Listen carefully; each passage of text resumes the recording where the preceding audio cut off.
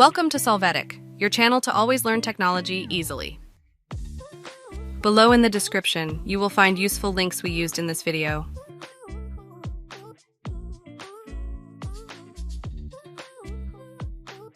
Today in Solvetic, we will see how to fix Edge cannot open PDF. To start, locate your PDF file. Now right-click on the file, in Open with Choose the option, choose another app. In the pop-up menu, select Edge, click on the button Always. Your PDF will open in Edge.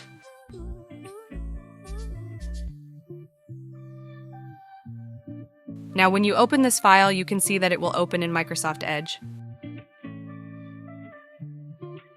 Hey, remember to subscribe Solvetic channel.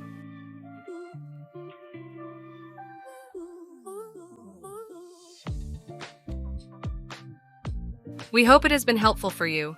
Here are links to watch more videos of your interest and subscribe to the Solvetic channel. Thank you.